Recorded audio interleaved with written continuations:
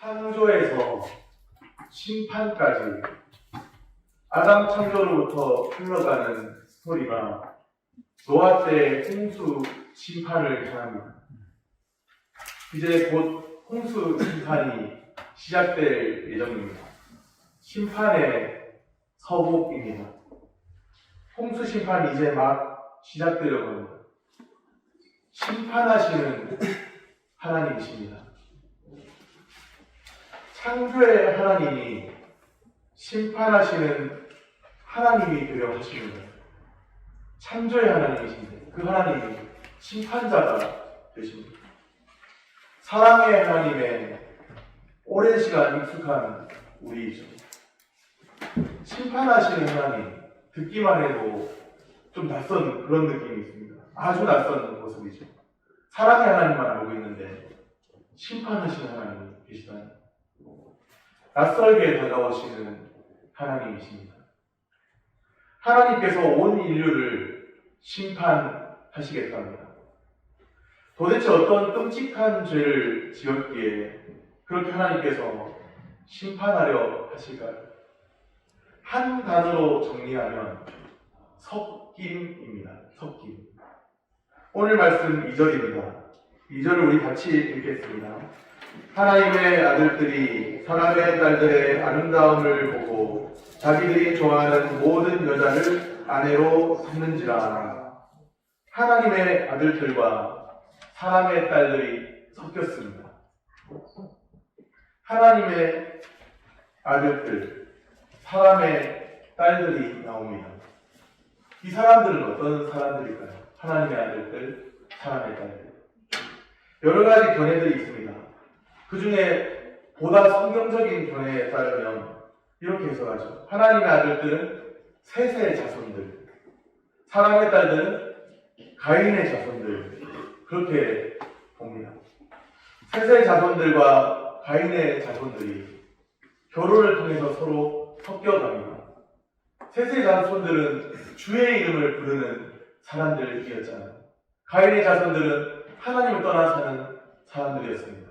자기 스스로 막노릇하는 사람들이었습니다. 그런데 이제 셋의 자손들, 가인의 자손들이 서로 섞이게 되었다는 것이죠. 셋의 자손들의 행동 양식, 가치 체계, 세계관이 달라졌습니다. 저는 참 신기한 것을 현상을 하나 보게 되는데요. 부부가 같이 살면 서로 다른 생각을 가지고 있다가도 오랜 시간 같이 살게 되면 부부가 서로 닮아간다는 거예요. 어떻게 부부가 같이 살면 오랜 시간 같이 있다 보면 닮게 될까? 그것은 문화인류학자들의 어떤 표현들을 한다면 행동 양식, 가치 체계, 세계관이 점점 더 비슷해져 가는 거예요. 인간의 가장 심층부할수록 겉에 있는 행동 양식에서 더 그 내면에는 가치 체계가 있고 또 그 안에는 세계관이 있죠. 우리가 같이 어떤 가축들을 기르다 보면 집에서 개나 고양이를 기르시는 분들이 있을 텐데요. 행동 양식을 공유하기도 합니다. 인간이 먹는 거 먹기도 하고 참 신기해요. 그럴 때도 있는데 행동 양식을 공유할 수도 있지만 더 깊이 있게 공유하게 되는 것은 가치 체계입니다. 서로 간의 대화를 나누면서 가치 체계를 공유하고 더 심층부로 들어가면 세계관을 공유하는 거예요. 그리고 문화인류학자들은 이런 것들을 이야기하죠. 행동 양식, 가치 체계, 세계관. 셋의 자손들이 가인의 자손들과 오랜 시간 섞여 살다 보니까 그것을 거부하면 문화 충격이 있게 되고요. 그런데 그것을 거부하지 않고 받아들이니까 행동 양식도 닮아갑니다. 옷 입는 스타일, 먹는 스타일, 여러 가지 행동 양식이 닮아가요. 가치 체계가 같아져요. 세계관이 같아져 갑니다. 셋의 자손들의 행동 양식, 가치 체계, 세계관이 이전과 달라졌습니다. 점점 더 가인의 자손들을 닮아갑니다. 하나님의 백성들이 세상 사람들과 섞여버렸습니다. 하나님의 백성들의 눈에 세상 문화가 더욱 좋아 보이는 거예요. 세상 문화가. 이렇게 신기한 문화가 있다니. 오늘도 많은 스마트폰에 획기적인 그런 일들을 보면서 이렇게 신기한 문화가 있다니. 업데이트된 일들을 보면서 굉장히 놀라고 또 그런 것, 첨단 문명을 경험하면서 참 신기한 거죠. 먹고 마시고 시집가고 장가갑니다. 왜 사는지 모릅니다. 그냥 삽니다. 왜 사냐건 그냥 살지요. 왜 사냐건 그냥이 뭡니까? 그냥 사는 거예요. 아무 생각 없이.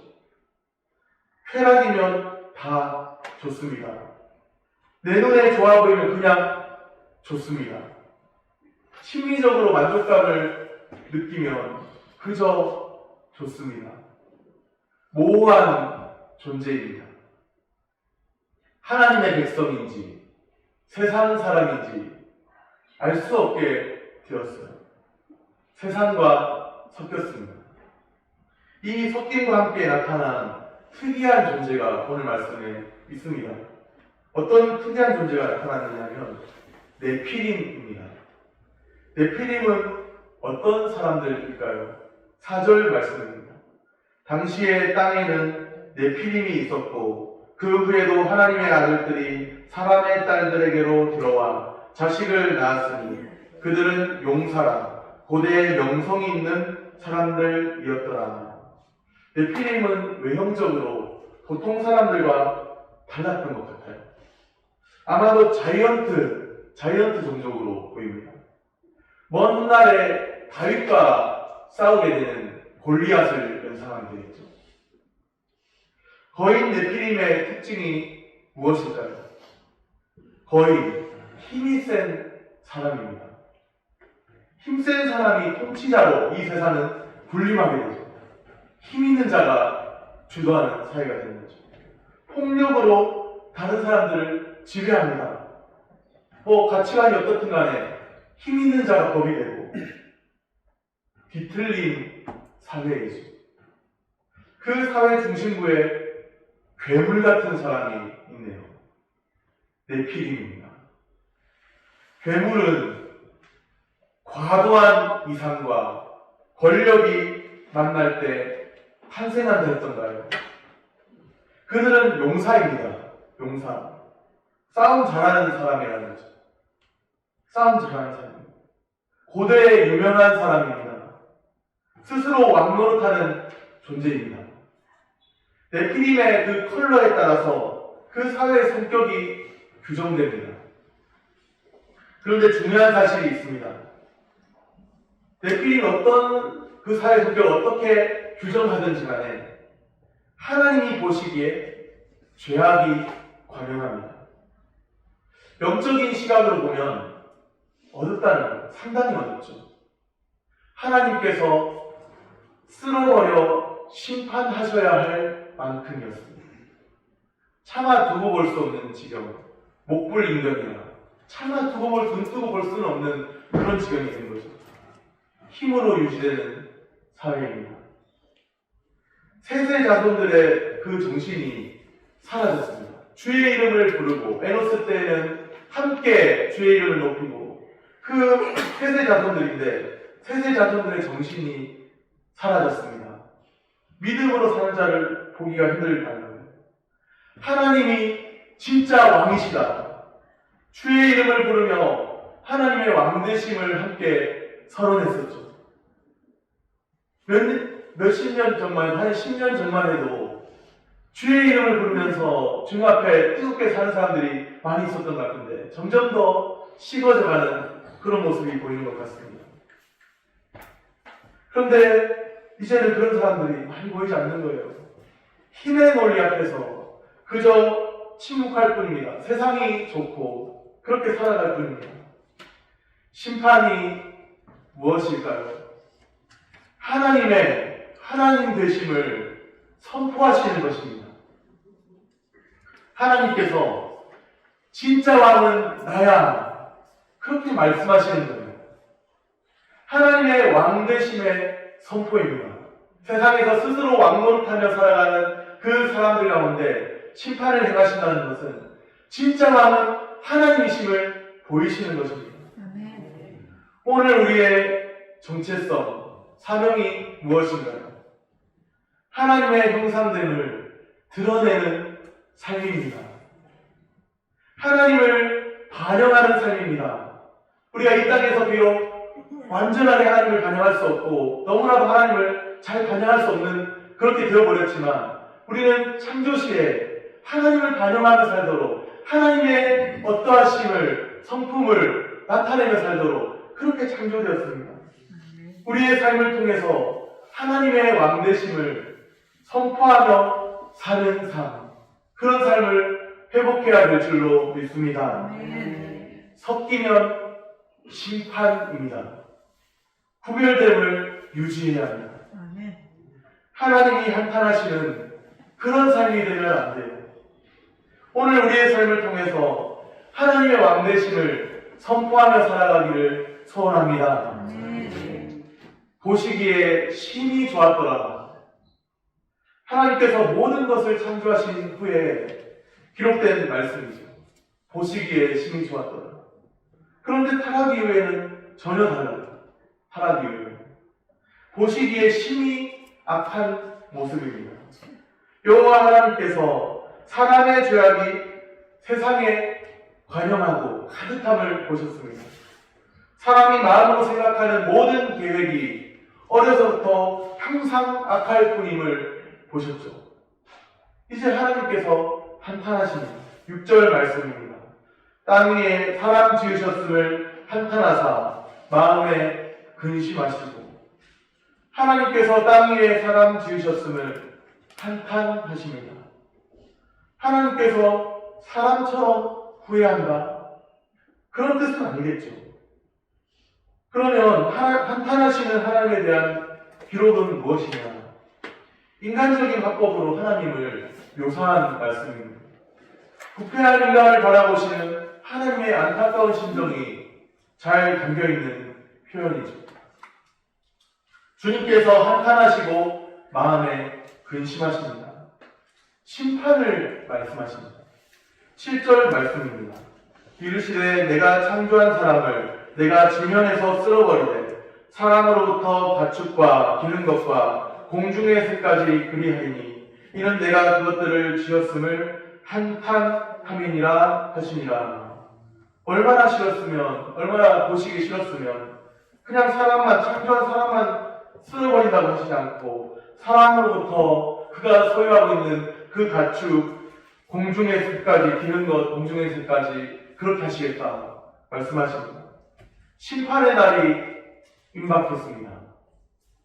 순전히 이해를 돕기 위해 드리는 말씀입니다. 정권 교체 해야 합니다. 세상 정치를 말하는 것이 아닙니다. 심판은 정권 교체입니다. 인간의 정권은 무너집니다. 인간의 정권은 무너지고 그 무너진 자리에 하나님의 정권이 서게 됩니다. 세상 정치를 말하는 것이 아니에요. 심판, 하나님의 심판이 무엇인가? 인간의 왕노릇하는, 스스로 왕노릇하는 인간의 정권은 무너지고 하나님의 정권이 서게 됩니다. 심판을 통해서 진짜 왕이 하나님이심을 보이십니다. 내가 지면에서 쓸어버리되 하나님께서 말씀하십니다. 초토화죠. 초토화. 흔적조차 찾을 수 없는 완전한 파멸이 이제 곧 있게 될 예정입니다. 심판은 필연적입니다. 그런데 웬 말인가요? 웬 은혜인가요? 진노 중에라도 긍휼을 입은 사람이 있습니다. 8절 말씀입니다. 8절을 우리 한 목소리로 읽겠습니다. 그러나 노아는 여호와께 은혜를 입었더라. 아멘. 노아는 여호와께 은혜를 입었습니다. 왜 은혜를 입었을까요? 그가 선해서요? 아니에요. 진노 중에라도 긍휼을 잊지 않으시는 하나님의 성품 때문입니다. 여기서 우리는 중요한 진리를 발견합니다. 한번 따라해 보겠습니다. 심판하시나 구원하신다. 한 번 더 해볼까요? 심판하시나 구원하신다. 앞으로 성경 전체의 이제 패턴이 이렇게 흘러갑니다. 하나로 구별됩니다. 심판하시나 구원하십니다. 이사야 선지자의 선지서 이사야서를 봐도요. 전반부는 심판, 후반부는 구원 이렇게 되어 있어요. 심판과 구원의 메시지죠. 물론 그 전반부에 심판만 있는 것은 아니고 무게중심이 거기 있는 것이고 회복의 메시지, 구원의 메시지도 있고 후반부에도 구원의 메시지만 있는 것이 아니라 구원의 메시지가 중심이지만 또 심판의 메시지도 있고 이렇게 돼 있어요. 그렇지만 주로 전반부에는 심판, 후반부는 구원의 메시지가 있습니다. 이제 성경의 패턴이요. 심판하시나 구원하시는 것으로 흘러갑니다. 참 중요한 패턴이에요. 심판하시나 구원하시나. 무슨 말이냐? 진노 중이라도 하나님의 긍휼을 입는 자들이 있습니다. 은혜를 입은 자가 있다는 말씀입니다. 한탄하시는 하나님의 심정으로 보면 다 쓸어버려야 마땅하죠. 그런데 진노 중이라도 긍휼을 입은 자가 있습니다. 여호와께 은혜를 입었더라. 주님께 은혜를 입은 자가 있습니다. 하나님의 공의로 보면 하나님의 공의, 하나님이 공의로우신 분이라고 생각하십니까? 하나님의 공의로 보면 죄 가운데 모든 인류가 죽어야 마땅합니다. 어느 한 사람도 예외가 없어요. 아무리 나름대로 주님 앞에 잘 산다고 몸부림치는 그 사람조차도 하나님의 율법에 비춰보면 하나님을 사랑하지 못하고 마음을 다해, 목숨을 다해, 뜻을 다해, 힘을 다해 주님을 사랑하지 못하고 내 이웃을 내 몸과 같이 사랑하라 하신 그 말씀대로 살아가지 못하는 죄와 비참함만 드러납니다. 하나님의 율법을 보면 하나님의 성품, 완전한 하나님의 성품이 드러나고 하나님의 율법 앞에서 한없이 작아지는 자신의 존재를 발견합니다. 하나님의 공의로 보면 죄 가운데 모든 사람이 죽어 마땅합니다. 그런데 그 중에 일부는, 모든 사람 가운데, 온 인류 가운데 일부는, 더러는 하나님의 사랑의 대상이 되었습니다. 왜요? 다만 사랑하심을 위하여 주님의 은혜로 택하사 남겨두신 사람들이 있습니다. 노아가 은혜를 입은 것이 어떤 공로 때문이 아닙니다. 사람의 의가 하나님 앞에서 의로워봐야 얼마나 의롭겠습니까? 당대의 완전한 자라고 되어 있지만 당대에 그럴 뿐이에요. 그 시대에 어느 정도 비교해서 그럴 뿐인 거예요. 당세 그럴 뿐인 거죠.